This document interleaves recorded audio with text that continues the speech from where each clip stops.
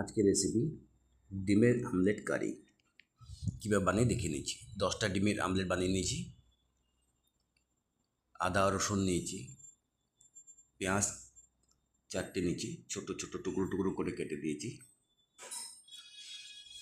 ঠিক এভাবে আপনারা যেভাবে ইচ্ছা কাটতে পারেন, কিন্তু আমি আমার পদ্ধতিতে কাটেছি। আপনারা যেভাবে ইচ্ছা কাটতে পারেন। পেঁয়াজগুলোকে পেঁয়াজ কাটা নিয়ে দরকার।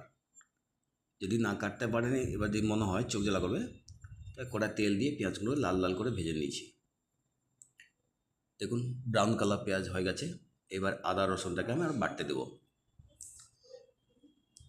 আদা রসুনটা নিয়ে বেটে নিয়েছি।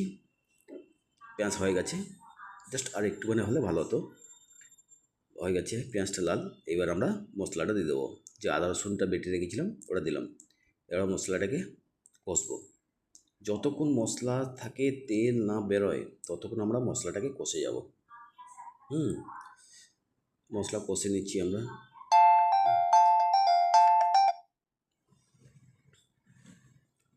ভালোভাবে কষে নিচ্ছি মশলাটাকে। হলুদ দিলাম, লঙ্কা, ধনে গুঁড়ো,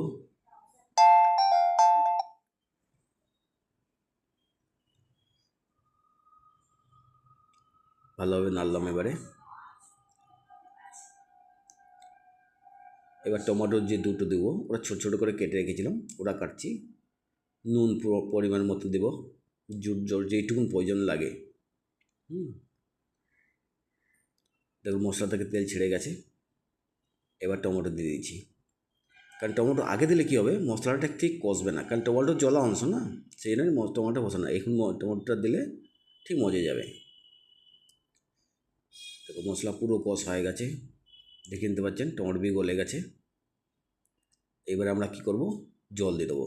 জল দিয়ে ভালো করে ফুটিয়ে ধনা পাতা কেটে কুচি কুচি করে ছড়িয়ে দেবো, গরম মশলা দিব, দিয়ে ভালোভাবে ফুটিয়ে ডিমের আমলেটগুলো ঝোলের মধ্যে দিয়ে দেবো। দেখো ঝোল ফুটে গেছে। এবার ডিমের আমলেটগুলো দিয়ে দিলাম। দিয়ে যখন মাখা মাখা হয়ে যাবে একটু, তখন আমরা নামিয়ে নেবো। দিয়ে গরম ভাতের সাথে খাবো, দেখবেন খুব সুন্দর লাগবে। এরকম করে দেখবেন খেয়ে, মানে মাছ মাংস লাগবে না, এই এত সুন্দর টেস্ট। আমি আশা করি এই রেসিপিটা খুব ভালো লাগবে। একদম সহজ সরল, কিন্তু খুব সুন্দর লাগবে।